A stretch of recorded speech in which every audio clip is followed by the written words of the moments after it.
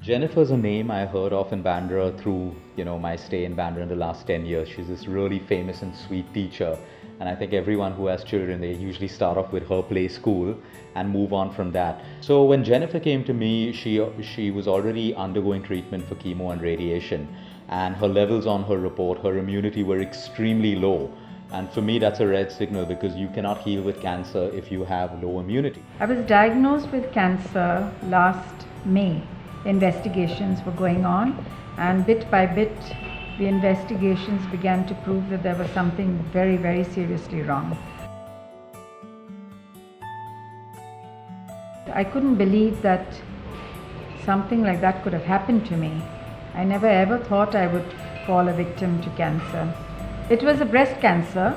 They classified it as a breast cancer, but it was a tumor that had grown from under my arm, and it was on my shoulder, you could say more on my shoulder.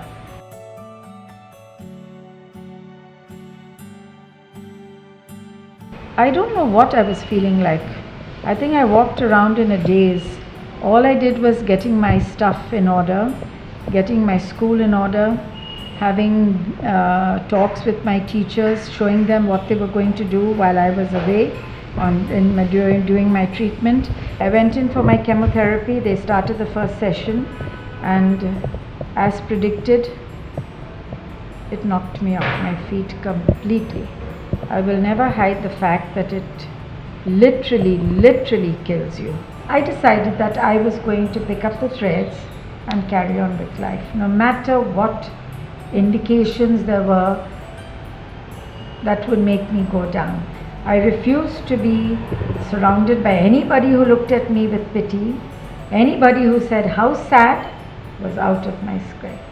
I needed people to be positive and to tell me, "You're going to be fine," because I knew I was going to be fine. I knew it.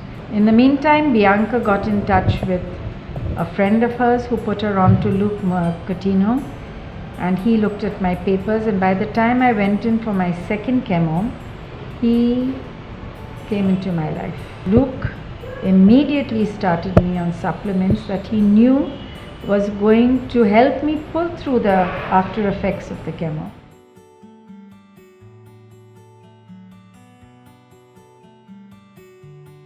He took me into a very natural setting. He knocked out preservatives with his diet. He made me go back to what is available in the kitchen. He put me onto these plant-based supplements, which are basically from Pure Nutrition, which included curcumin, papaya leaf brew. Now, of course, I'm taking Moringa Vital. Mornings, I'm very particular about my fiber, so I have my oats with flax seeds, and I have 2 egg whites part of the week, and I have the whole egg the rest of it. But the protein is there in the egg, so that is why I'm aware of it, and that is why it could be a very boring meal every day, but it has to be taken, so I have that. Then, as he's taught me at about 11, 2.5, every 2.5 hours, to have 2.5 hours later, there's a bowl of fruit. Okay. I went through and I found out which are the fruits I should be eating. So I have that, and to that is added pumpkin seeds, watermelon seeds, sunflower seeds. Okay. So you mix that all up, you're still getting in your immunity, and you're getting absolutely nature's way of working in you. Then you have your lunch. Of course, I have my apple cider before my lunch. Lunch is basically a vegetable, salad, important.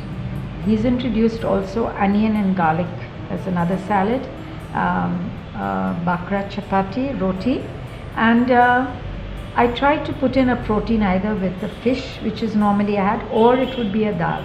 Now evening again, you've got your meals, you've got your nuts, walnuts and almonds, you've got your fruit, and then again at 7 o'clock would be my soup.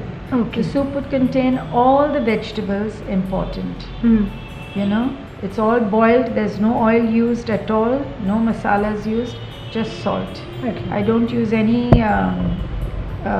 chicken stock, nothing. Nothing that is coming from a shop, nothing. Okay. That's the soup. And then the dinner is very light. It would be either a boiled chicken or it's protein. I've learned that I should have protein in the night less carb in the night. Correct. So, and that's my meal.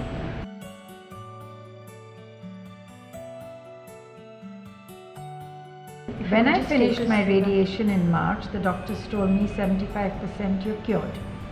Now you have to keep coming for checkups. They did offer me another treatment, a chemotherapy treatment. I said I'm not going to do it.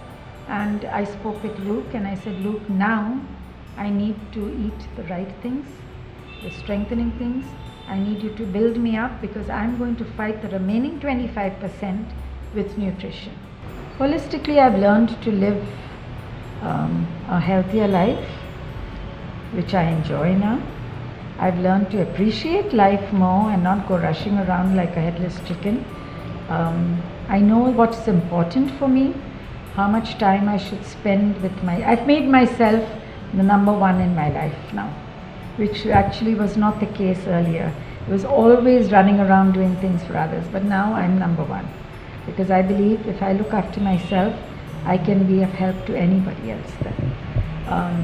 Which has been a relief to my family also because I'm sure the stress they went through for the past year must have been tremendous.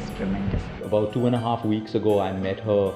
She was going to church and I was just heading back. And when I saw her, the way she was, that glow in her face, it was just unbelievable the way her body is healed. And it's a lot of that has to do with her mind.